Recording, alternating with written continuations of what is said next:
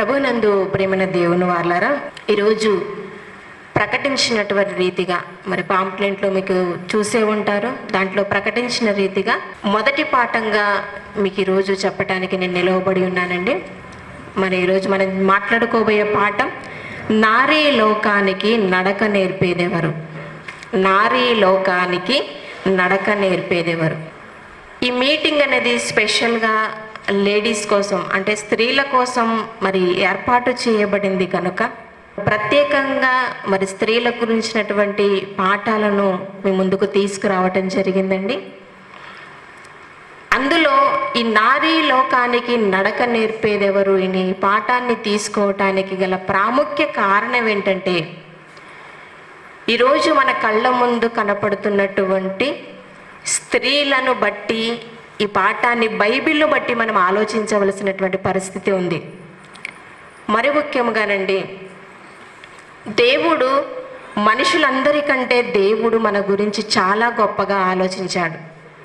మనకు ఏది కావాలో అందించటమే కాకుండా మనకు ఏది అవసరమో, మన నిత్య జీవితంలో మనకు ఏది అవసరమో దానిని అందించటమే కాకుండా మనము ఎలా జీవించాలో అనేది కూడా చక్కగా మన చేతిలో ఉన్నటువంటి బైబిల్లో వ్రాయించి మన చేతికి అందించాడు.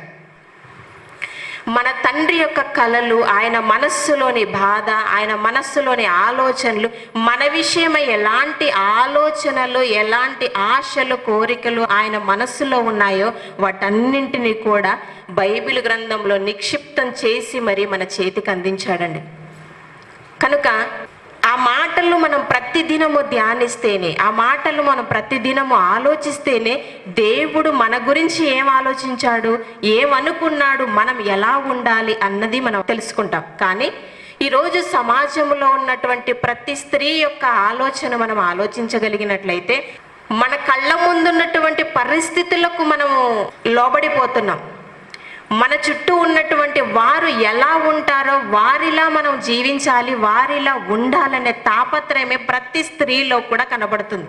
కానీ నా గురించి దేవుడు ఏమనుకుంటున్నాడు, నా గురించి దేవుడు ఏమని ఆలోచిస్తున్నాడు, నేను ఎలా ఉండాలి, నా మాట ఎలా ఉండాలి, నా కట్టడ ఎలా ఉండాలి, నా పద్ధతులు ఎలా ఉండాలి అని దేవుడు అనుకుంటున్నాడు అని ఏ రోజైనా మనం ప్రార్థించి మోకాళ్ళేసి దేవుని సన్నిధిలో ప్రార్థించి బైబిల్ మనం చదవగలుగుతున్నామా?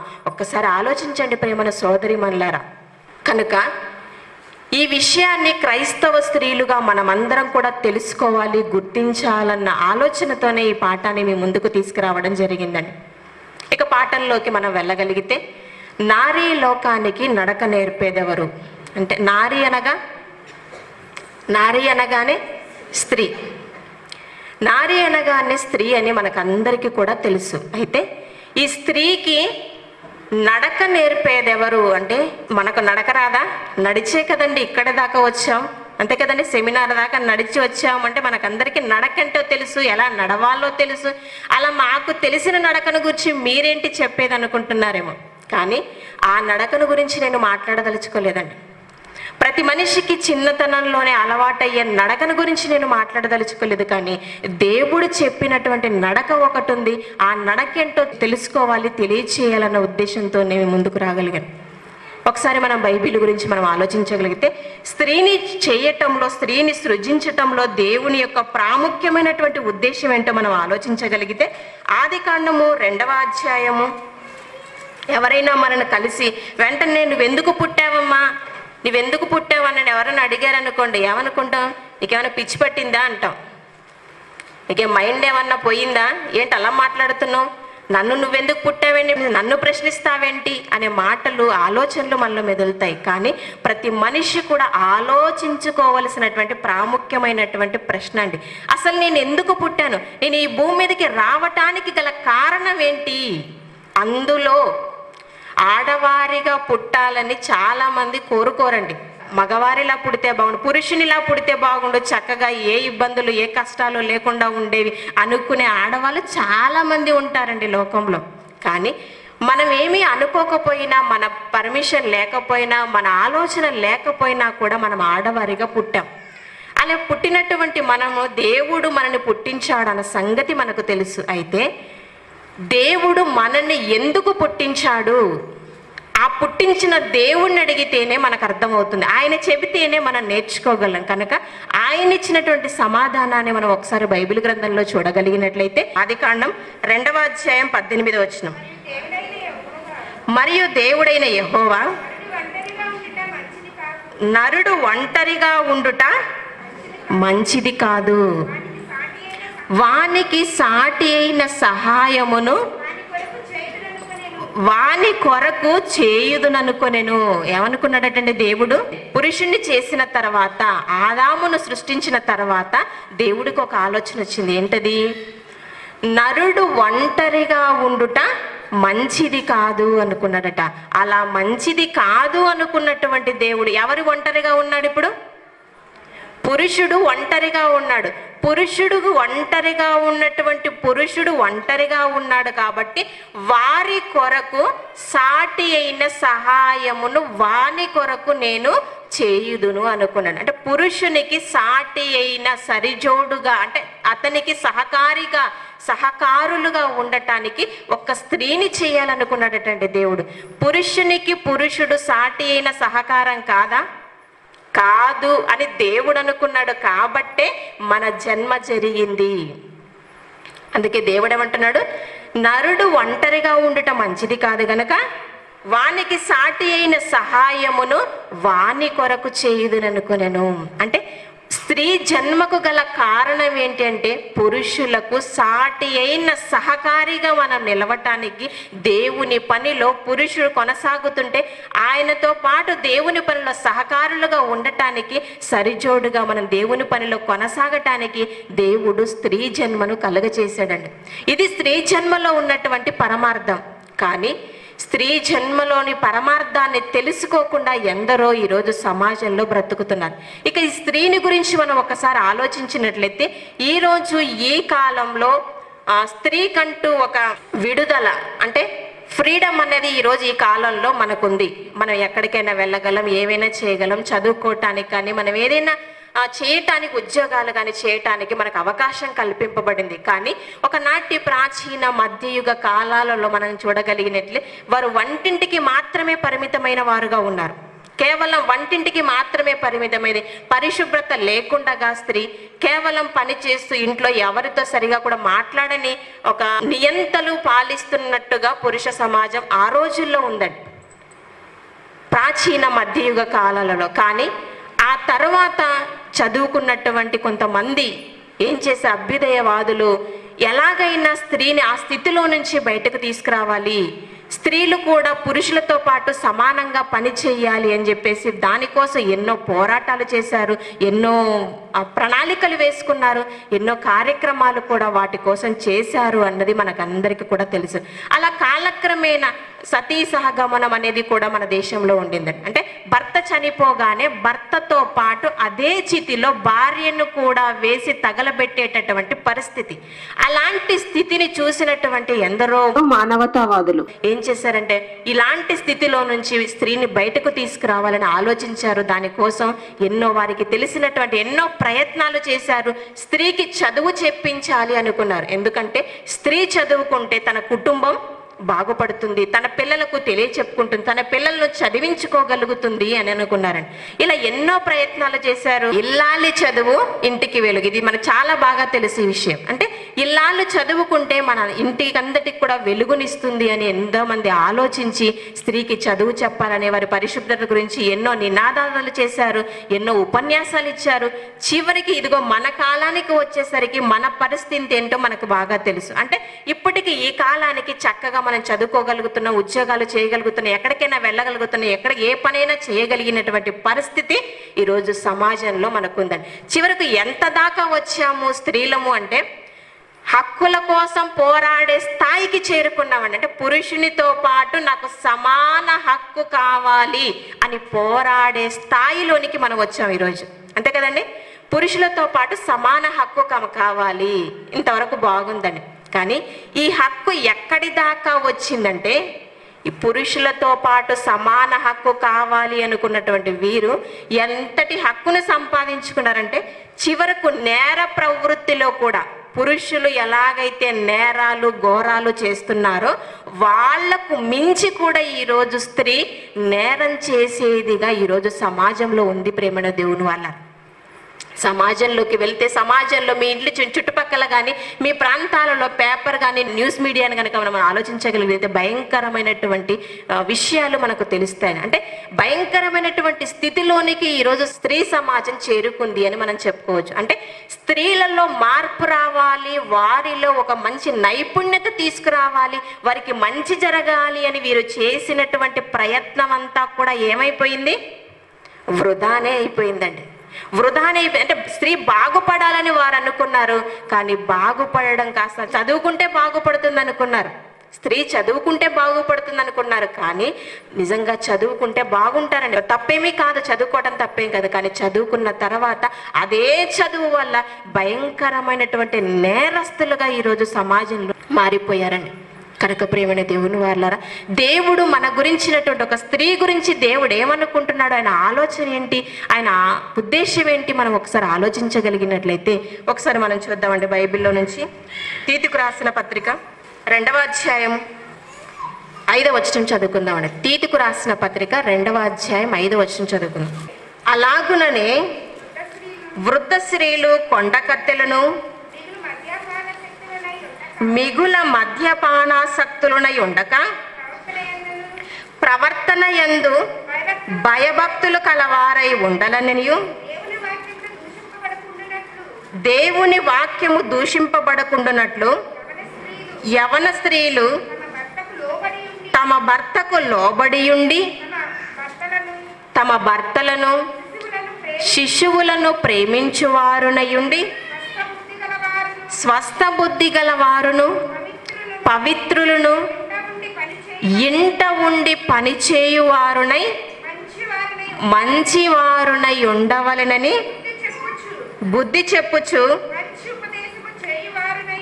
మంచి ఉపదేశము చేయువారునై ఉండవలననియు బోధించుము.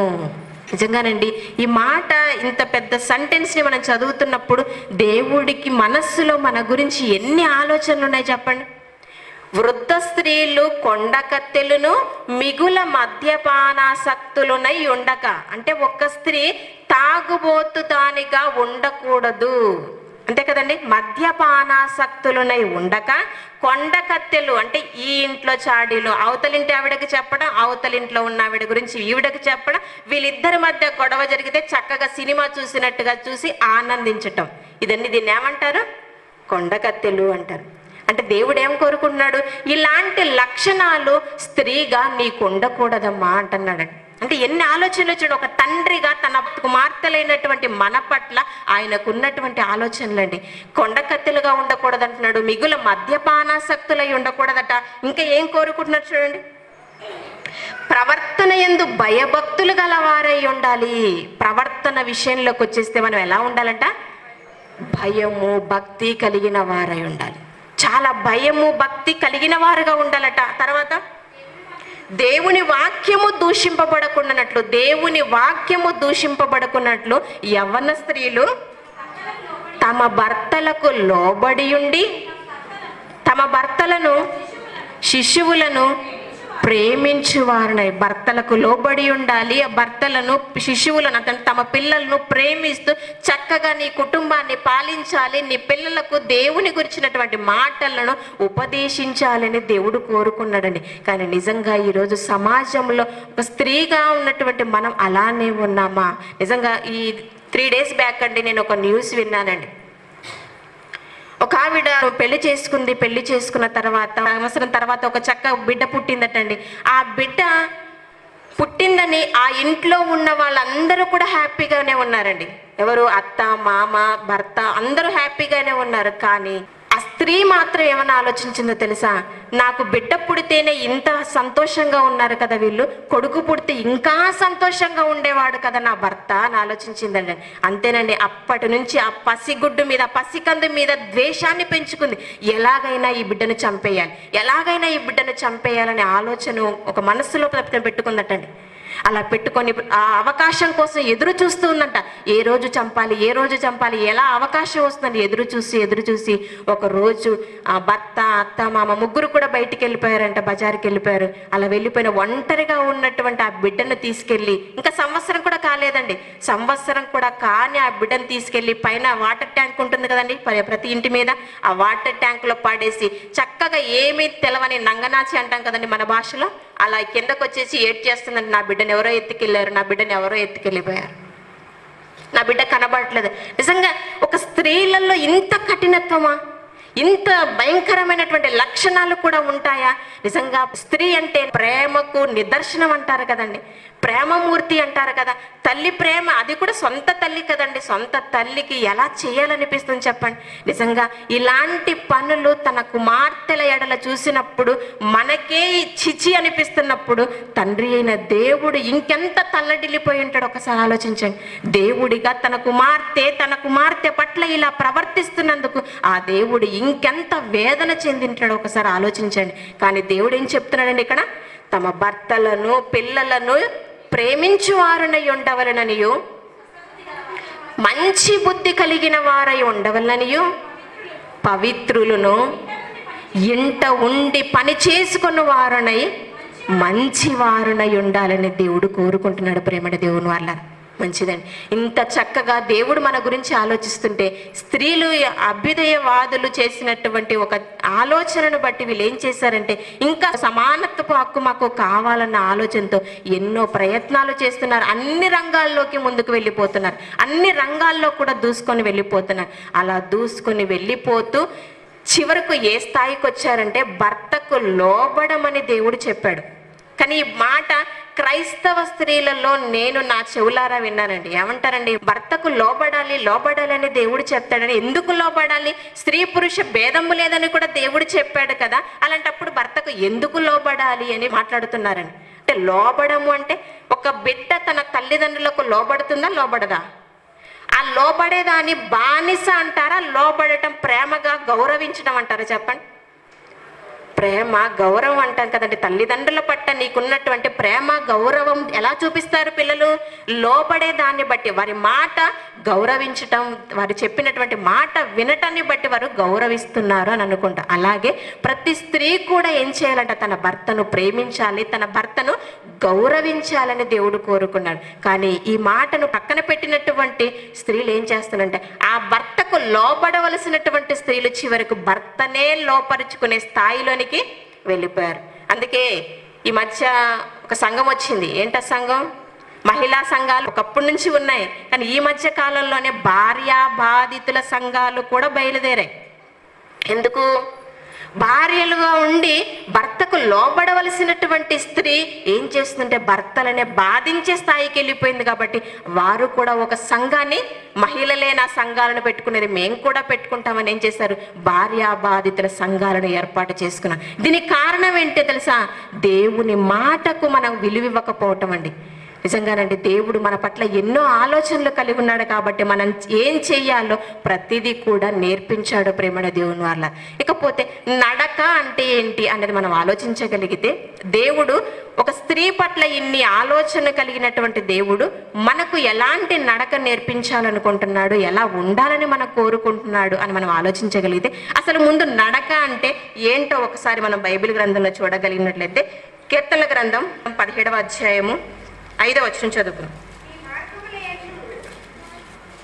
నీ మార్గముల యందు నా నడకలను స్థిరపరచుకొని ఉన్నాను. ఇప్పుడు మనం మాట్లాడుకుంటున్నటువంటి పదం ఇక్కడ కనపడుతుందని. ఏమంటున్నాడు? నీ మార్గముల యందు నా నడకలను స్థిరపరచుకొని ఉన్నాను. అంటే నడక అంటే ఏంటి?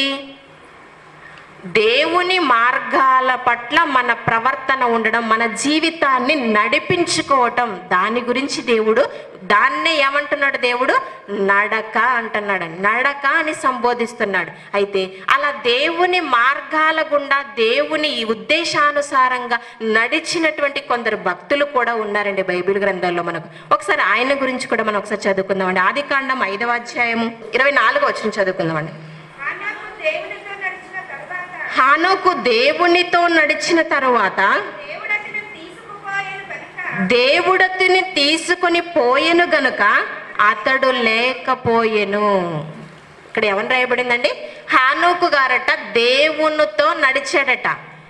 నేను మీతో పాటు నడిచాను అంటే అర్థం ఉందండి. ఎందుకు? మీరు మనుషులే, నేను మనిషినే. కానీ ఇక్కడ ఏమని సంబోధిస్తున్నాడు దేవుడు?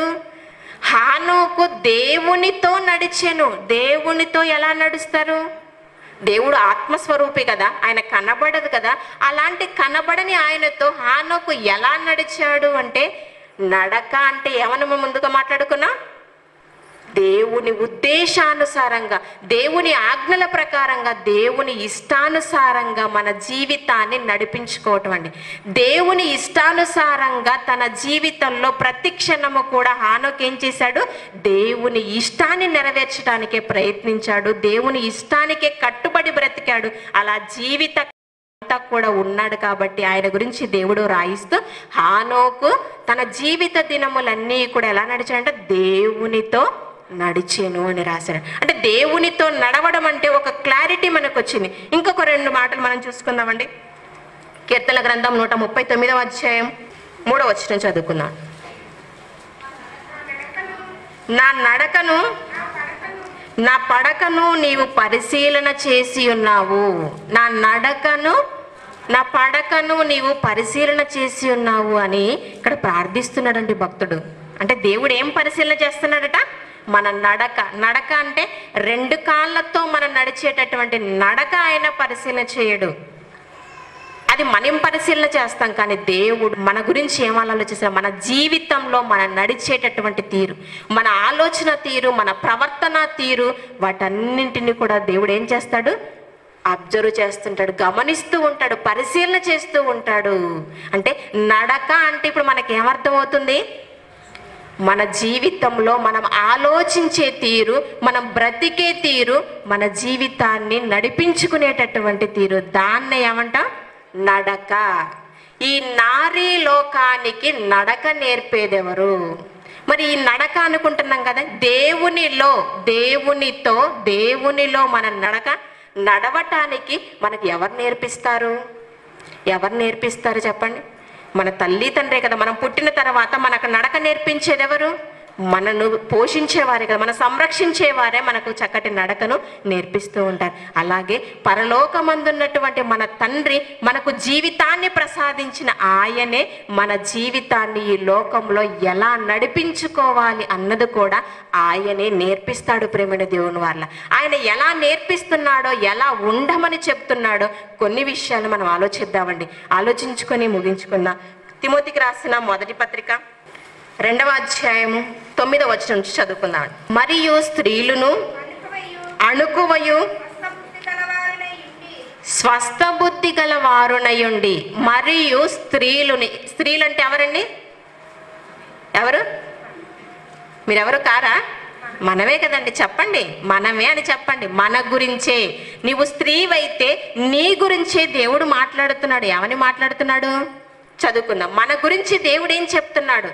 నీ గురించి ముఖ్యమంత్రి గారు చెప్పారనుకోండి, అప్పుడు నువ్వు లేవనుకోండి, ఏం చెప్పాడని మనకెందుకు అని ఊరుకుంటారా? ఒక నీ గురించి ముఖ్యమంత్రి గారు మాట్లాడారండి అన్నారనుకోండి, ఎవరన్నా మాట్లాడారులేండి అనుకుని ఊరికి వెళ్ళిపోతావా? ఏమంటావు? ఏం చెప్పారండి ఏమన్నాడు? ఇంకంతేనా? ఇంకేమైనా అన్నాడా? అంతేనా? మాట్లాడతావా? అడుగుతాం, తెలుసుకుంటాం, మనసులో ఆనందాన్ని వ్యక్తపరుస్తాం. మరి ఆ పరలోకమందున్నటువంటి దేవుడు ఆ ముఖ్యమంత్రి గారిని, ప్రధానమంత్రి గారిని, సర్వ మానవాళ్ళందరినీ కూడా సృష్టించిన సృష్టికర్త నీ కోసం మాట్లాడుతున్నాడు. ఎవని మాట్లాడుతున్నాడు ఒకసారి చూద్దామండి. స్త్రీలను అణుకువయు స్వస్థ బుద్ధియు గలవారయుండి. ఎలాంటి బుద్ధి ఉండాలంటే మనకి? స్వస్థ బుద్ధి. స్వస్థత అంటే ఏంటంటే, స్వస్థత అంటే ఏంటి? రోగం నయం చేయబడింది అనుకోండి, దాన్ని ఏమంటాం? రోగం నుంచి మనకు విడుదల కలిగితే దాన్ని ఏమంటాం? స్వస్థత కలిగింది అంటాం. అంతే కదా? అంటే మనకి ఎలాంటి బుద్ధి కలిగి ఉండాలట? స్వస్థ బుద్ధి. అంటే మనలో ఎలాంటి రోగము లేనటువంటి బుద్ధి. అంతే కదండి? అంటే ఎలాంటి కుళ్ళు, కుతంత్రాలు, కక్షలు, ద్వేషాలు ఇవన్నీ కూడా లేకుండా ఉండాలని ఒక్క మాటలో చెప్పేశాడండి దేవుడు. ఇవేవి కూడా లేకుండా ముందు ప్రాముఖ్యంగా ప్రతి స్త్రీకి ఉండవలసినటువంటి బుద్ధి అండి ఇది. ఏమంటున్నాడు? స్వస్థ బుద్ధి గలవారయుండి. రెండోది చెప్పాడు. రెండోది ఏం చెప్పాడు చూడండి, మనంతా బాగా చదవాలి, చదువు వచ్చిన ప్రతి ఒక్కరు చదవండి ఈ మాటని. తగు మాత్రపు వస్త్రములు గలవారయుండి. తగు మాత్రపు వస్త్రములు. తగు మాత్రపు వస్త్రములు అంటే ఏంటి? అంటే చాలని బట్టలు అనుకుంటున్నారా? సగానికి వేసుకొని సగము కనిపించేలా ప్రదర్శించడం అలా అనుకుంటున్నారా?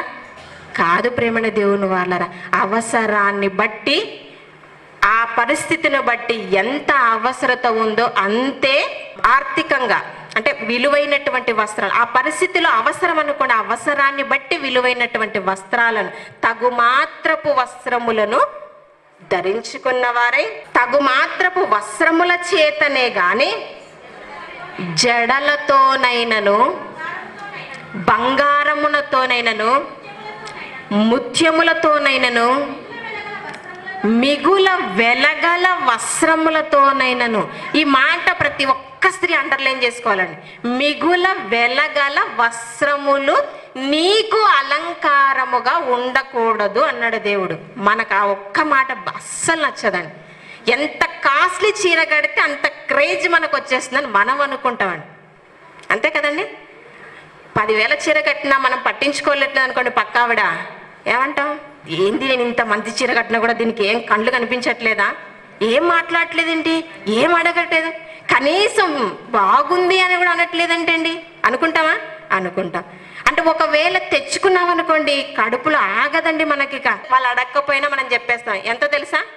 10,000 CMRలో తెచ్చుకున్నాను. 10,000 అంటే చాలా చీప్ అండి ఈ రోజుల్లో. 10,000 అంటే చాలా చీప్ అయిపోయింది. ఒక 30,000 50,000 అంటే కాస్ట్లీ అయిపోయింది ఈ రోజు పరిస్థితుల్లో. కానీ దేవుడు ఏమంటున్నాడు? దేవుడు అనే కంటే ప్రతిరోజు కూడా మీరు ఆలోచించవలసింది ఏంటంటే, దేవుడు అనే పదం మనకు చాలా దూరం అయిపోతుందండి. దేవుడు అనే కంటే ప్రతిరోజు తండ్రి అనండి. అంటే నీ తండ్రి, మీ నాన్న, మీ డాడీ ఏం చెప్తున్నాడో చూడండి. మిగుల వెలగల వస్త్రములతోనైనను మిమ్మును మీరు అలంకరించుకొనక. దేవుడు ఏం చెప్తున్నాడు? మీకు అలంకారముగా ఏది ఉండకూడదు అని చెప్తున్నాడు. మనం ఏమైనా అలంకరించుకుంటాం? మంచి కాస్ట్లీ చీర, చక్కని డిజైన్ జడలు, ఇదే కదండి మనకు అలంకారంగా ఉండేది. ప్రతి స్త్రీకి అలంకారం అంటే డిజైనర్ జడను వేసుకోవటం, చక్కగా మేకప్ వేసుకోవటం, చక్కగా చెవిపోగులు ఈ చెవి దాకా ఉంటే సరిపోదు మనకి. ఎందుకు? చెవి వరకే ఉన్నాయనుకోండి, కనపడతాయి, అందరికీ కనపడతాయి. కానీ మనని చూడగానే మనం చెవిపోగులు కనపడాలి. మనని చూడగానే ఏం కనపడాలి? మనం పెట్టుకుని చెవికున్నటువంటి కమ్మలు కనిపించాలి. మనని చూడగానే మనం వేసుకున్నటువంటి దండ కనపడాలి, నెక్లెస్, లాంగ్ చైన్, అంతే కదండి, ఇవన్నీ కనబడాలి, అంతే కదా. ఇలా ధరించుకుంటున్నారు. కానీ దేవుడు ఏమంటున్నాడు? జడలతోనైనను బంగారముతోనైనను ముత్యములతోనైనను మిగుల వెలగల వస్త్రములతోనైనను మిమ్మును మీరు అలంకరించుకోవద్దు అని చెప్పేశాడండి. అంటే ఇప్పుడు దేవుని వాక్యానికి మనకు ఎంత దూరం ఉందో ఒక్కసారి ఆలోచించండి. దేవుని ఆలోచనకు మన ఆలోచనకు ఎంత దూరంగా మనం ఉన్నామో ఒకసారి ఆలోచించండి ప్రేమని దేవుని వాళ్ళ. కాస్ట్లీ చీర కడితేనే నాకు నచ్చదు, నాకు సరిపోదు అనుకునేటటువంటి మనం ఎక్కడ? అసలు మిగుల వెలగల వస్త్రాల జోలికే నువ్వు పోవద్దన్న దేవుని మాట ఎక్కడ చెప్పండి. నువ్వు వేసుకునేటటువంటి ప్రతిదీ కూడా మనుషులకు ఆకట్టుకునేలా ఉండాలి, మనుషులను పడగొట్టేదిగా ఉండాలి అని ఆలోచిస్తున్నారండి ఈరోజు చాలా మంది యవ్వన పిల్లలు, యవ్వన ఆడబిడ్డలు. ఒక్కసారి ఆలోచించండి ప్రేమణ దేవుని వాళ్ళ. మీ తండ్రి మీ గురించి ఏం ఆలోచిస్తున్నాడో ఒక్కసారి ఆలోచించండి. ఎవరినో సమాజంలో ఉన్న వారిని పడగొట్టాలి, సమాజంలో ఉన్న వారి మనస్సును నీ వైపు మలుచుకోవాలని ఆలోచించడం కాదు. నీ తండ్రి నీ మనస్సును చూస్తున్నాడు కదా, ఆ తండ్రి మనస్సుకు ఏమైనా నీ ఆలోచనలు అందుతున్నాయో ఒక్కసారి ఆలోచించండి ప్రేమణ దేవుని వారు. ఒకసారి మనం చెవి పోగుల గురించి మనం మాట్లాడుకుంటున్నాం కాబట్టి ఒక్కసారి మీకు అందరికీ తెలుసు, నాకంటే బాగా తెలిసిన వారు వీరు కనుక ఒక్కసారి ఫొటోస్ మాత్రం మీకు చూపిస్తానండి. చెవి కమ్మలు అంటే ఒకప్పుడు బంగారు కమ్మలు పెట్టి చిన్నగా చెవి వరకు మాత్రమే అంకితమై ఉండేవి. కానీ ఈరోజు కమ్మల పరిస్థితి ఎక్కడ దాకా వచ్చిందో ఒకసారి చూద్దామండి. అటు చూడండి, చెవి నుంచి భుజాల దాకా మాత్రమే నాకు దొరికాయండి. ఇక్కడ దాకా కూడా చూశాను నేను. మా ఇంటి దగ్గరే కూడా ఒక ఆవిడ చెవి తెగిపోయి చెవి కుట్లు కూడా వేసుకొని ఉంది. అంటే చెవి తెగిపోయినా పర్వాలేదు, కానీ నేనేం చేయాలి? బరువైనవి, అందమైనవి, పొడవైనవి నేను వేసుకోవాలి, అందరికీ కనపడాలి అన్న ఆలోచన ఎక్కడిదండి ఇది మనుషుల్లో? అసలు స్త్రీల్లో ఏంటి ఆలోచనలు? ఇంకా చూద్దామండి. అటు చూడండి, మన బొమ్మలే. నిజంగానండి, దేవుడు ఇంత చక్కగా కదిలే ఆకారాన్ని మనకు దేవుడిస్తే మన రూపాన్నే కమ్మలుగా మార్చుకున్నాం, మన రూపాన్నే మనం పెట్టేసుకున్నాం. ఇదేమన్నా బాగుందా చెప్పండి? కానీ మనం ఏం చేస్తాం? అబ్బా వెరైటీగా ఉన్నాయి. మనం ఏమనుకుంటా, ఇదేంటి నేనే ఇంత చక్కగా దేవుడు నన్ను రూపొందిస్తే మనిషి చేసింది నాకెందుకని మనం ఆలోచిస్తామా? అలా భలే వెరైటీగా ఉన్నాయి. ఎందుకు? చూసిన ప్రతి వాళ్ళందరి దగ్గర భలే ఉన్నాయండి, ఎక్కడ తెచ్చుకున్నాం, భలే ఉన్నాయి, ఎంత అని అడగాలి కదా. అలా అడగాలంటే ఏం చేయాలి? ఇవి కొనాలి. ఇంకా తర్వాత చూపించమ్మా. అవి చూడండి, రూపాయి బిళ్ళ, ఆ తర్వాత మన లంబాడి సోదరీమణులు వేసుకుంటారు చూడండి, అలా ఉన్నాయండి అవి. బిళ్ళలుగా పెద్ద పెద్ద, అసలు చెవి కనపడితే చెవి కంటే పెద్దదిగా ఉన్నాయి. అది ఫోటోలో కాబట్టి అలా చిన్నగా కనబడుతుంది, కానీ రియల్గా నేను చూసినప్పుడు అంటే అది లైవ్ తీసిన ఫోటో అండి. రీసెంట్గా ఒక 3 days బ్యాక్ నేను తీసినటువంటి ఫోటో. అది ఎంత అరచేతంత పెద్దగా ఉందండి, కింది భాగం మాత్రం నలుపుగా ఉన్నటువంటిదే. అంటే ఏంటి అసలు? అంటే ఏ హద్దు లేని పరిస్థితిలో ఈరోజు ప్రతి దాన్ని కూడా స్త్రీ అనుభవించాలని కోరుకుంటుంది. ఇదంతటికీ కూడా ఆలోచన ఏంటంటే అవతలి వ్యక్తి మనస్సును దోచుకోవాలి, అవతలి వ్యక్తి మనస్సులను తన వైపు తిప్పుకోవాలనే ఒక ఆలోచన అండి. కానీ దేవుడు మాత్రం ఏమంటున్నాడంటే మిగుల వెలగల వస్త్రములతో నువ్వు అలంకరించుకోవద్దమ్మా అంటున్నాడు. తర్వాత జడలతో నీవు అలంకరించుకోవద్దు అన్నాడు. జడల క్లిప్స్ దొరకలేదండి నాకు, చూశాను, వెతికాను, కానీ అవి కొంచెం కరప్ట్ అయిపోయి నాకు దొరకలేదు. ఇక జడల గురించి మీరు యూట్యూబ్లో సెర్చ్ చేస్తే మీకే తెలుస్తాయి. ఒక్కొక్క జడ గంటల తరబడి వేసుకునేటటువంటి పరిస్థితులు ఈరోజు ఉన్నాయండి. అంటే అంత సమయాన్ని వెచ్చించి ఒక జడ ఎంతసేపు వేసుకుంటామండి? ఒక జడ వేసుకున్న తర్వాత ఎంతసేపు ఉంటావు? ఒక రోజంతా ఉంటాం అనుకోండి ఆ జడ మీదే. మరుసటి రోజు ఇప్పేసేదే కదా. అంటే మరుసటి రోజుకే ఇప్పి వేసేటటువంటి జడను గంటల తరబడి జడలు వేసుకుంటున్నావంటే ఒకసారి ఆలోచించండి ప్రేమణ దేవుని వాళ్ళ. దేవుడిచ్చినటువంటి నీకు ఇవ్వబడినటువంటి కాలం అన్నది చాలా విలువైనటువంటి సమయాన్ని ఎందుకు వృధా చేస్తున్నారు? ఒకసారి ఆలోచించండి ప్రేమణ దేవుని వాళ్ళ. టైమ్ ఈజ్ గోల్డ్ అంటాం మనమే, ఇవన్నీ చెప్పేది కూడా మనమే. మళ్ళా టైమ్ ఈజ్ గోల్డ్, టైం పోతే మళ్ళా తిరిగి రాదు అని చెప్పేది, ప్రసంగాలు చేసేది కూడా మనమే. కానీ ఆ ప్రసంగాలు మనకే ముందుగా అన్వయించుకుంటే చాలా బాగుంటుంది ప్రేమణ దేవుని వాళ్ళ. అదే చెప్తున్నాడు. ఇంకా మళ్ళొకసారి చదువుకుందాండి. స్త్రీలు అనుకువయు స్వస్థ బుద్ధియు గల వారయుండి తగు మాత్రపు వస్త్రముల చేతనే గాని జడలతోనైనను బంగారముతోనైనను ముత్యములతోనైనను మిగుల వెలగల వస్త్రములతోనైనను నిన్ను నీవు అలంకరించుకొనక, ఇవి కాకపోతే ఇంకెంతో అలంకరించుకుంటామండి. ఇది నాకు ప్రశ్న వచ్చిందండి. ఇవన్నీ చదివిన తర్వాత బట్టలు, వెలగల వస్త్రాలు వద్దనుకుంటున్నాడు, జడలు వద్దంటున్నాడు, బంగారము వద్దంటున్నాడు, ముత్యాలు వద్దంటున్నాడు. వీటితో కాక ఇంకేంతో అలంకరించుకుంటాం స్త్రీలుగా మనం? ఆలోచన వచ్చింది. చదవండి. ఇంకా ఎలాంటి అలంకరణ మనం చేసుకోవాలో కూడా దేవుడు చెప్పాడు. అయితే దానికంటే ముందు ఈ బాగానే మనం చదువుకుంటూ ముందుకెళ్దాం. దైవ భక్తి గలవారమని చెప్పుకున్న స్త్రీలకు తగినట్టుగా సత్క్రియల చేత తమ్మును తాము అలంకరించుకొనవలెను. అంటే ఈ మాట చదవగానే మనకు ఒకటి అర్థమవుతుంది. ఏంటి? దైవ భక్తి గలవారమని చెప్పుకొను స్త్రీలకు తగినట్టుగా నీ అలంకరణ ఉండాలి అంటున్నాడు. పైన చెప్పినటువంటి అలంకరణ వద్దు అన్నాడు, కిందకు వచ్చేసరికి ఈ అలంకరణ నేను కోరుకుంటున్నాను అన్నాడు. ఏమంట? దైవ భక్తి గలవారమని చెప్పుకొను స్త్రీలకు తగినటువంటి అలంకరణ నీకు ఉండాలి అంటున్నాడు. అంటే దైవ భక్తి గలవారమని చెప్పుకునేటటువంటి స్త్రీలు మిగుల వెలగల వస్త్రాలను కట్టరా? మిగుల బంగారాన్ని కానీ ముత్యములను కానీ మరి అందరికీ కనిపించే విధంగా స్పెషల్ ఫోకస్గా ఉండరా? ఉండరు అనే మనకు అర్థమవుతుంది. అదే చెప్పాడు, దైవ భక్తి గలవారమని చెప్పుకొను స్త్రీలకు తగినట్టుగా నీ ప్రవర్తన ఉండాలి అన్నాడండి. అలాంటి అలంకరణనే నీకు ఉండాలి అంటున్నాడు. ఇంతకు ఏంటి అలంకరణ? మనకు తెలిసిన అలంకరణ కాకుండా మనకు తెలియని మరొక అలంకరణను దేవుడు చెప్తున్నాడు ప్రేమణ దేవుని వల్ల. ఏంటో ఒకసారి చూద్దామండి. ఇంతకు ఆ అలంకరణ మనం ధరించుకోగలమా? ఆ అలంకరణ మనం చేసుకోగలమా? అసలు చేసుకుంటే ఎలా ఉంటాము ఏంటి అనేది కూడా మనకు చూద్దాం. ఎందుకంటే ప్రతి స్త్రీ అలంకరణకు ప్రముఖ ప్రాధాన్యతను ఇస్తుంది అన్నది మనకు తెలుసు, అంతే కదండి. ప్రతి స్త్రీ కూడా అలంకరించుకోవడానికి ఇష్టపడుతుందా, లేకపోతే చింపురు జుట్టేసుకొని పిచ్చిదానిలాగా ఉండాలని కోరుకుంటుందా? ఏ స్త్రీ అయినా కూడా చక్కగా నన్ను నేను అలంకరించుకోవాలని కోరుకుంటుంది. అయితే ఇది వద్దు అన్న దేవుడు నిన్ను నువ్వు అలంకరించుకునేటటువంటి విధానం కూడా ఒకటి చెప్పాడు. అదేంటో మనం ఒకసారి మన బైబిల్లో మనం ఆలోచించగలిగినట్లయితే అదే తిమోతికి రాసిన మొదటి పత్రిక 4వ అధ్యాయము 7వ వచనం చదువుకున్నాను. అపవిత్రములైన ముసలమ్మ ముచ్చటలను విసర్జించి దేవభక్తి విషయములో నీకు నీవే సాధకము చేసుకొనుము.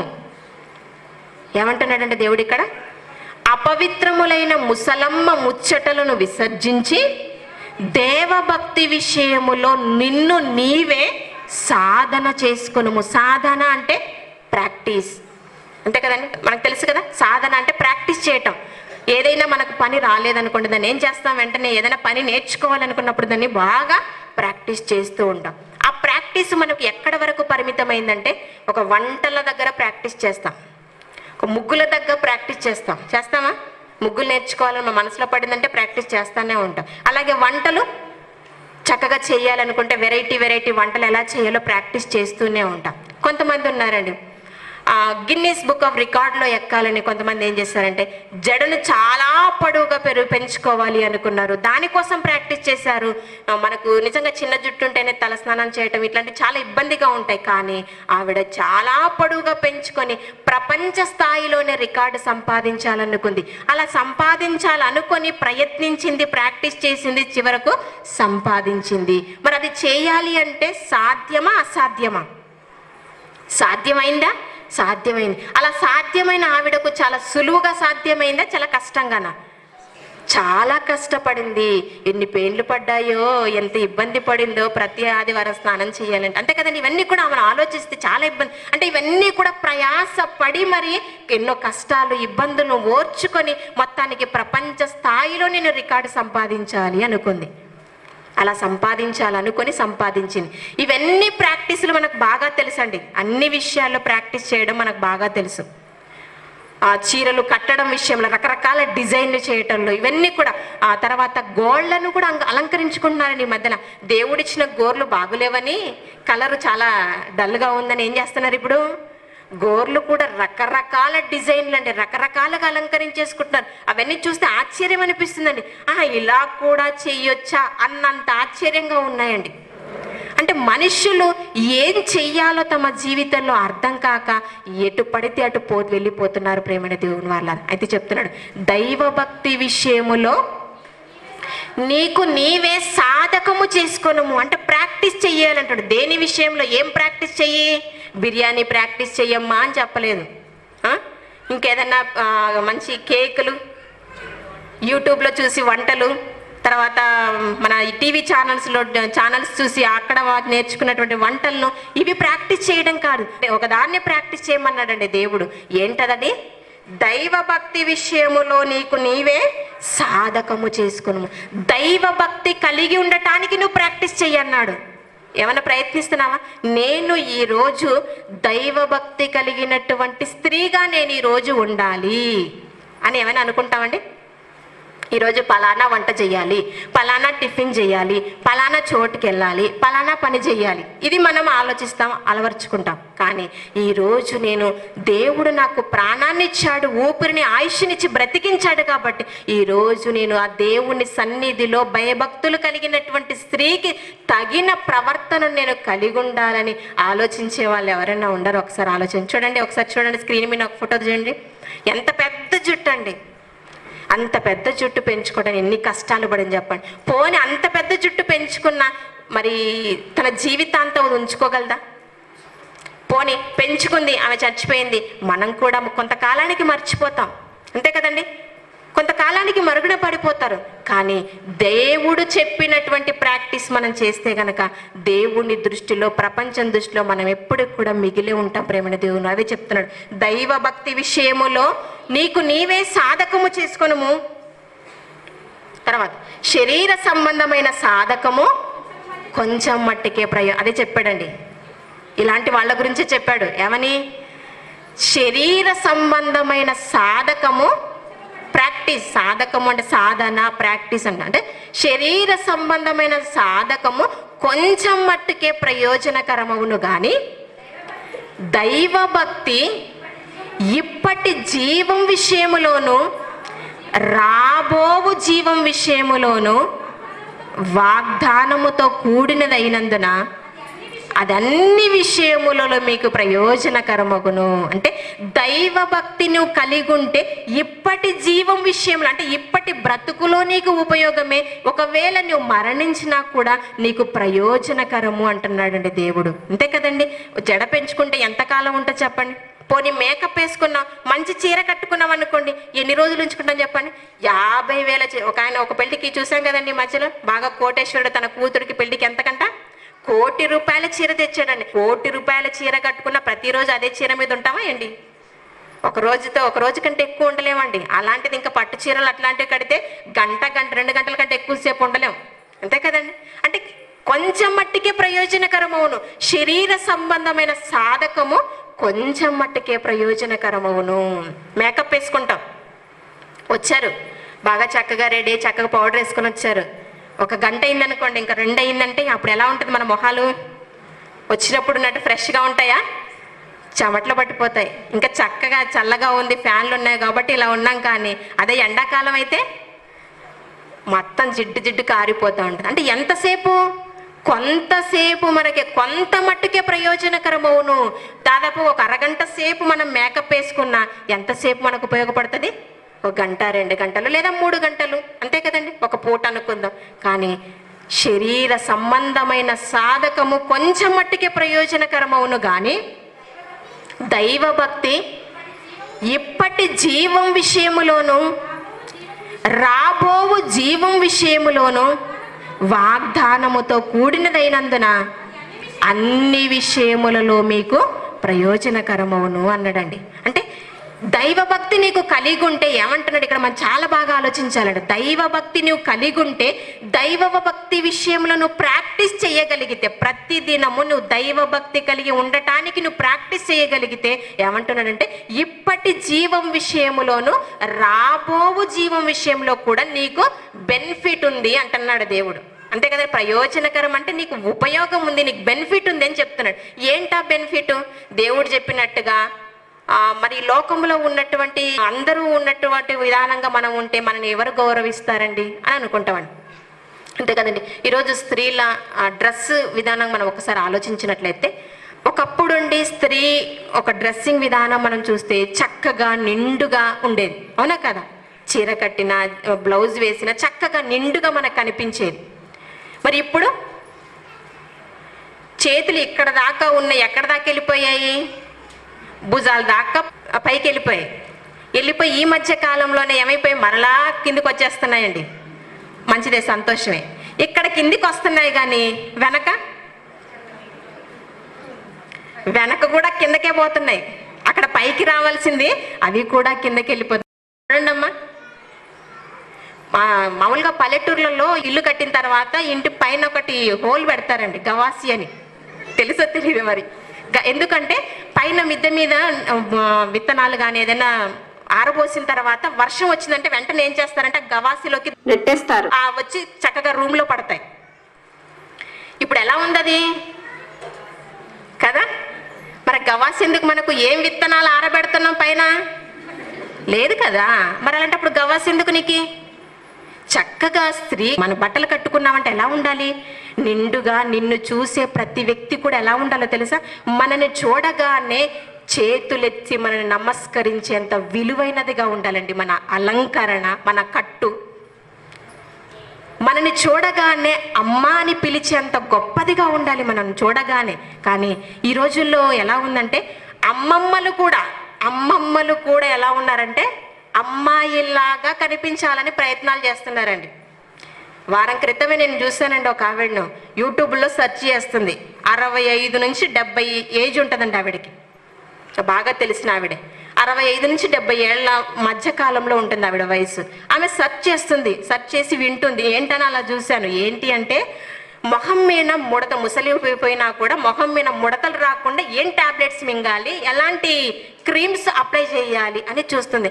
ఆశ్చర్యపోయానండి, ఈ వయసుకి ఇది అవసరమా అనిపించిందండి. అంటే ఏం ఆలోచిస్తున్నారు మనుషులు అర్థం కాలేని పరిస్థితి అండి. ఏ వయసును బట్టి ఎలా ఉంటాం అలా ఉంటే బాగుంటుంది, కానీ అమ్మమ్మగా మారిపోయిన తర్వాత కూడా నువ్వు అమ్మాయిలా కనిపించాలని ఎందుకు అనుకుంటున్నారు అసలు? మన వస్త్రధారణ ఎలా ఉంటుందో ఒకసారి ఆలోచించండి. ఒకసారి చూయించమ్మా, అది చూడండి, ఒకసారి చూడండమ్మా, అది చూడండి. ఒకప్పుడు చిన్నగా చిరిగినా కూడా చిచి ఏం బాగుంటుంది చిరిగిపోయిన బట్టలు అని ఆలోచించేవారు. కానీ ఇప్పుడు ఆవిడ ఏం చేస్తుందో వీడియో చూస్తే మీకు అర్థమవుతుంది, కానీ వీడియో చూపించట్లేదు, టైం లేదు కాబట్టి. ఆ కొత్తగా కొనుక్కొచ్చినటువంటి జీన్స్ కూర్చొని కటింగ్ చేసి మరీ వేసుకుందండి ఆవిడ. ఇంకొక జీన్స్ కూడా చూపించమ్మా, లేటెస్ట్ 200 కోట్ల. అది చూడండి డ్రెస్సింగ్. ఈరోజు ఆడపిల్లటువంటి డ్రెస్సులు ఒక విధానం ఒకసారి చూడండి. చూసారు కదండి ఎలా ఉంది? ఒక స్త్రీ నిండుగా కప్పుకొని ఒక తల్లిలా, ఒక అమ్మలా కనిపించవలసినటువంటి స్త్రీ వస్త్రధారణ ఏ స్థాయిలోకి వెళ్ళిందో చూడండి. అంటే నిజంగా స్త్రీ అభివృద్ధి చెందిందంటారా, ఇంకా భయంకరమైన స్థితిలోకి వెళ్ళిపోయిందో ఒకసారి ఆలోచించండి. అభివృద్ధి అంటే ఏంటంటే, అభివృద్ధి అంటే డెవలప్మెంట్ అంటే నువ్వు ఇంకా వృద్ధి చెందాలి, చక్కగా ఇంకా అన్ని విషయాల్లో ముందుకు సాగాలి, అన్ని విషయాల్లో నువ్వు బాగుండాలి. కానీ ఇదేంటండి, భయంకరమైన పరిస్థితులు సమాజంలో చోటు చేసుకునే ప్రేమైన దేవుని వాళ్ళ అది వారు సమాజంలో ఉన్నారండి. వారికి తెలియదు, వాక్యం అంటే వారికి తెలియదు, దేవుని మనస్సు అంటే వారికి తెలియదు, కాబట్టి వారు వేసుకున్నారంటే అర్థం ఉందండి. కానీ క్రైస్తవ స్త్రీలుగా పిలువబడుతున్నటువంటి మనం, క్రైస్తవ స్త్రీలుగా ఉన్నటువంటి మన వస్త్రధారణ కూడా ఎలా ఉందో మనల్ని మనం పరీక్షించుకోవాలి ప్రేమైన దేవుని వాళ్ళ. ఒక్కసారి మనల్ని మనం చెక్ చేసుకోవాలి. నిజంగా నా వస్త్రధారణ నన్ను చూసే ప్రతి వారికి నమస్కరించేంత విలువైనదిగా ఉందా, లేకపోతే స్పెషల్ ఫోకస్గా నేను కనబడేటట్టుగా ఉన్నానా? ఒక్కసారి ఆలోచించాలి. అందరికీ కనబడేటట్టుగా అంటే స్పెషల్గా 100 మందిలో ఉన్నా కూడా నిన్ను చూసేటట్టుగా మనం ఉన్నామా, లేక అందరిలా మనం ఉన్నామా? ఒక్కసారి మనల్ని పరీక్షించుకుంటూ వెళ్ళిపోవాలని. అయితే ఎలా అలంకరించుకోవాలో ఈ మాట చూసుకొని ముగించుకుందామండి. తిమోతికి రాసిన మొదటి పత్రిక 4వ అధ్యాయము 8వ వచనం చదువుకుందాం. శరీర సంబంధమైన సాధకము కొంచెం మటుకే ప్రయోజనకరమవును కానీ దైవభక్తి ఇప్పటి జీవం విషయములోను రాబోవు జీవం విషయములోను వాగ్దానముతో కూడినదైనందున అది అన్ని విషయములో ప్రయోజనకరమైనదగును. అంటే దేవుడు ఒక మాట చెప్పాడండి ఇక్కడ, ఇప్పటి జీవం విషయంలో కూడా నీకు ప్రయోజనకరమవును. అంటే నిండు వస్త్రాలతో కలిగి నువ్వు చక్కగా ఒక తల్లిలా కనిపించే విధంగా నీ వస్త్రధారణ ఉంటే ఏమంటున్నాడండి, ఇప్పటి జీవం విషయంలో కూడా నీకు ప్రయోజనకరము అంటున్నాడు. ఏంటి ప్రయోజనకరము? అందరిలా కాకుండా నేను ఇలా చేతి కిందలుగా పెట్టుకొని మెడ వీపు పైకి పెట్టుకుంటే అందరూ నన్ను చూస్తే ఏమనుకుంటారు, ముసలిదానిలాగా ఇలా వేసుకున్నావేంటి అంటారా? అంటారండి. అంటే ముసలోళ్ళేనా నిండా చక్కగా కప్పుకునేది? వయసులో ఉన్నవారు మనం కప్పుకోకూడదా చెప్పండి? చాలామంది అంటుంటారండి, చాలామంది హేళన చేస్తూ ఉంటారు. కానీ మనం హేళన చేసినా కూడా ఒక క్రైస్తవ స్త్రీగా మనం ఎలా ఉండాలంటే మన నిండు వస్త్రధారణ కలిగి ఉండటానికి మన దేవుడు కోరుకుంటాడు. మనుషుల మనస్సుల గురించి మీరు ఆలోచించదు, మనుషుల మాటల గురించి మనం ఆలోచించకూడదు. దేవుని మనస్సులో నేను చోటు సంపాదించుకోవాలి, దేవుని మనస్సులో నేను గొప్పగా ఉండాలని ప్రయత్నం చేయాలి. నిజంగానండి, మనం సిగ్గుపడవలసింది ఎక్కడో తెలుసా? నిండు వస్త్రాలు ధరించుకున్నప్పుడు కాదు సిగ్గుపడవలసింది, అందరికీ కనబడే విధంగా మనము అంగ ప్రదర్శన చేసేటప్పుడు బాధపడాలి, అక్కడ సిగ్గుపడాలి. అక్కడ సిగ్గుపడని మనము ఇక్కడికి వచ్చేసరికి ఎందుకు సిగ్గుపడాలి చెప్పండి? ఏం తప్పు చేస్తున్నామని సిగ్గుపడాలి చెప్పండి? కాదు కదా. తప్పేమీ చేయనప్పుడు మనం ఎందుకు సిగ్గుపడాలి చెప్పండి ప్రేమని దేవుని వాళ్ళ. అయితే శరీర సంబంధమైనటువంటి ఇది అంతా కూడా వ్యర్థమని దేవుడు చెప్పాడు. దైవభక్తి రాబోవు జీవం విషయంలో కూడా మనకు ప్రయోజనకరం అన్నాడు. ఎలాంటి అలంకరణ మనం కలిగి ఉండాలో ఒకసారి చూసుకుందాం అండి. పేతురు రాసిన మొదటి పత్రిక 3వ అధ్యాయం 3వ వచనం చదువుకుందాం. జడలు అల్లుకొనుటయు బంగారు నగలు పెట్టుకొనుటయు వస్త్రములు ధరించుకొనుటయు నన్ను వెలుపటి అలంకారము మీకు అలంకారముగా ఉండక.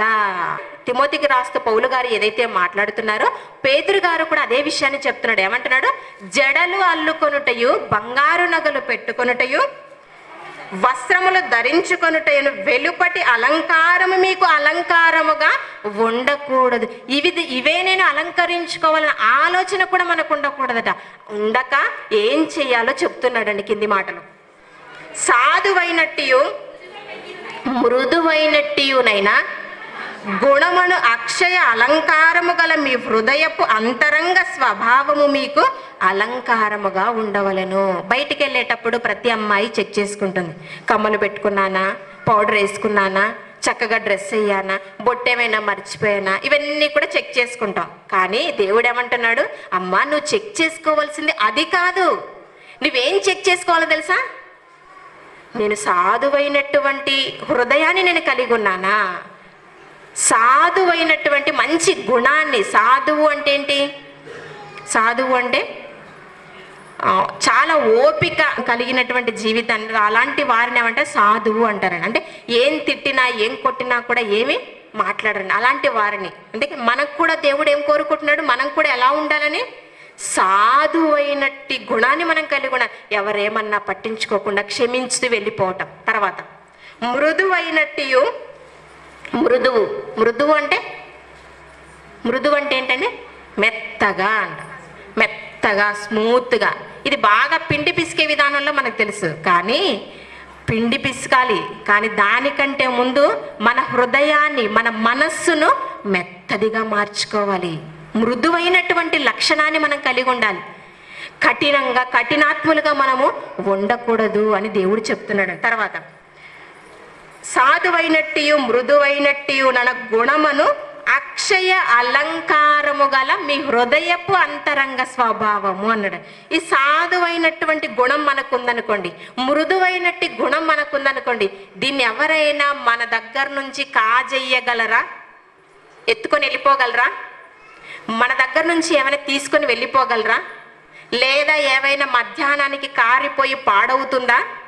ఉంటుందా? పౌడర్ వేసుకుంటే, మేకప్ వేసుకున్న ఒక 2-3 గంటలకు పోతుంది. బంగారు నగలు నెక్లెస్ వేసుకొని చక్కగా బయటికి వెళ్ళాలంటే ఎవడో వస్తాడు, పేక మీద కత్తి పెడతాడు, తీసుకొని లాక్కొని వెళ్ళిపోతాడు. కానీ సాధువైనట్టు మృదువైనట్టు గుణం మనకుందంటే ఏం చేస్తాడు? ఏం చేయలేరు. అది అసలు కనబడదు. అంతే కదండి. అది లోపలుండే తత్వం, మన హృదయపు అంతరంగ స్వభావాన్ని నీవు అలంకరించుకోవాలి. అది ఎవరు దోచుకెళ్ళలేరు, ఎవరు ఎత్తుకెళ్ళలేరు, ఎవరు కాజేయలేరు. కాబట్టి ఎప్పుడు మనతోనే ఉంటుంది. ఎప్పుడు ఆ హృదయపు అంతరంగ స్వభావాన్ని మనం అలంకరించుకుంటే దేవుని దృష్టికి మిగుల విలువ గలదని చెప్తాడని. కింద చూడండి, దేవుని దృష్టికి ఇష్టమైనటువంటి అలంకరణ ఏదో చెప్తున్నాడని అక్కడ. మీ హృదయపు అంతరంగ స్వభావము మీకు అలంకారముగా ఉండవలెను, అది దేవుని దృష్టికి మిగుల విలువ గలది. అంటే నువ్వు సాధువైనటువంటి గుణాన్ని నువ్వు కలిగి ఉంటే, మృదువైనటువంటి అక్షయ అలంకారాన్ని నువ్వు కలిగి ఉంటే, మంచి బుద్ధి నీలో ఉంటే, దేవుడు ఏమనుకుంటాడు తెలుసా? చాలా గొప్ప అందంగా ఉంది నా కుమార్తె అనుకుంటాడట. నా కుమార్తె చాలా అందంగా ఉంది అనుకుంటాడట. ఇవన్నీ ధరించుకొని మనం వెళ్ళిపోతే చిచి కంపు కొడుతుంది అనుకుంటాడు. అంతే కదండి. అంటే దేవుడి దృష్టికి ఏది విలువైందో మనం అది చేయటానికి ప్రయత్నించాలి. కానీ అది పక్కన పెట్టేసి దేవుడి దృష్టికి ఏదైతే చెడ్డదో, మనుషుల దృష్టికి ఏదైతే ఇష్టమైనదిగా ఉంటుందో వాటిని ఇష్టపడుతున్నాం, వాటిని అలంకరించుకోవటానికి మనం ప్రయత్నాలు చేస్తున్నాం ప్రేమడి దేవుని వాళ్ళ. కానీ ఈ మాటలను బట్టి మనం ఆలోచించవలసింది, నేర్చుకోవాల్సింది ఏంటో తెలుసా? ఒక క్రైస్తవ స్త్రీగా దేవుడు ఒక స్త్రీగా నిన్ను ఎలా ఉండాలని దేవుడు కోరుకుంటున్నాడో, దేవుడి దృష్టికి నువ్వు విలువైన దానిగా కనబడాలి అంటే ఎలా ఉండాలో దేవుడు చెప్పాడు. కాబట్టి పై అలంకరణ గురించి మనం ఆలోచించకుండా, వాటిని ఇష్టపడక, దేవుడి దృష్టికి ఏదైతే విలువ కలిగిందో, దేవుడు ఏదైతే మెచ్చుకుంటాడో వాటిని ఇష్టపడుతూ మన జీవితంలో బ్రతకాలని దేవుడు తెలియజేస్తున్నాడు. మనని చూస్తే గౌరవప్రదంగా ఉండాలి. మనం చూడగానే నిజంగా ఈవిడ దైవ భక్తి కలిగినటువంటి స్త్రీ అనేటట్టుగా మన ప్రవర్తన, మన మాట, మన కట్టడ ప్రతిదీ కూడా ఉండాలని దేవుడు కోరుకుంటున్నాడు ప్రేమడి దేవుని వల్ల. సమాజాన్ని చూసి మనం ఫాలో అవ్వటం కాదండి. ట్రెండ్ ఇలా ఉంది కాబట్టి ఆ ట్రెండ్ నేను ఫాలో అవుతున్నానండి, అందరూ ఒకలా ఉన్నారు, నేను ఇలా ఉంటే బాగోదు అని అనుకుంటే పొరపాటని. ట్రెండ్ను ఫాలో అవ్వకూడదు ఎప్పుడు కూడా. క్రైస్తవ స్త్రీ ట్రెండ్ను సెట్ చేయాలి. ట్రెండ్ని మనం ఫాలో అవ్వకూడదు, ట్రెండ్ని సెట్ చేయాలి, ట్రెండ్ మనల్ని ఫాలో అయ్యేటట్టుగా ఉండాలి. దైవభక్తి గలనటువంటి ఒక స్త్రీ సమాజం అంతా కూడా చూసి ఆ స్త్రీని ఫాలో అయ్యేటట్టుగా మన ప్రవర్తన తీరు ఉండాలని తెలియచేస్తూ, ఇది దేవుడి దృష్టికి మిగుల విలువైందని హెచ్చరిస్తూ ఈ మాటలు ముగిస్తున్నానని ప్రార్థన చేసుకుందాం. దయగలిగిన మా కన్న తండ్రి, నీ పాదములకు వందనములు చెల్లిస్తుంటున్నామయ్యా. నీ మహాకృపను బట్టి తండ్రి, నిజముగానైనా నీ మనస్సులో ఎన్ని ఆలోచనలు మా నిమిత్తం పొందుపరుచుకున్నారో తండ్రి, వాటన్నింటినీ తండ్రి మా కొరకు గ్రంథస్థం చేయించారు తండ్రి. నిజంగానైనా మాకు శరీరాన్ని ఇచ్చినటువంటి మా తండ్రి కూడా ఇన్ని ఆలోచనలు, ఇన్ని విషయాలు మాకు తెలియచెప్పలేదు. కానీ మా ఆత్మలో కన్నా తండ్రిగా మీరు మాకు ప్రతి విషయాన్ని బోధిస్తూ, ప్రతి విషయాన్ని నేర్పిస్తూ తండ్రి, మేము ఎలా ఉండాలో ప్రతిదాన్ని మాకు నేర్పిస్తున్నారు తండ్రి. దానిని బట్టి మీ పాద పద్మములకు వందనములు చెల్లిస్తుంటున్నాను తండ్రి. మరియు వాక్యమును బట్టి తండ్రి మీకు కొన్ని విషయాలు బిడ్డలకు తెలియజేస్తాను తండ్రి. వాటన్నింటిని కూడా తమ మనసులో భద్రపరుచుకొని నాయన, మరియు మీరు కోరుకున్నట్టుగా బ్రతుకుటకు సహాయం చేయమని కోరుకుంటున్నాం. ప్రతి స్త్రీ మనస్సు కూడా మీరు కోరుకున్నట్టుగా బ్రతకటానికి ప్రయత్నించిన మంచి నిర్ణయాన్ని తీసుకునే భాగ్యమును ప్రసాదించమని కోరుకుంటూ, తర్వాత అక్కగారు మాట్లాడబోచుండగా తండ్రి మీరు తోడు సహాయాన్ని అందించమని కోరుకుంటూ, యేసుక్రీస్తు వారి అతి శ్రేష్టమైన నామములే కొద్ది మా ప్రార్థన అడిగి వేడుకొని చుట్టున్నాం మా తండ్రి. ఆమేన్. అందరికీ వందనాలండి.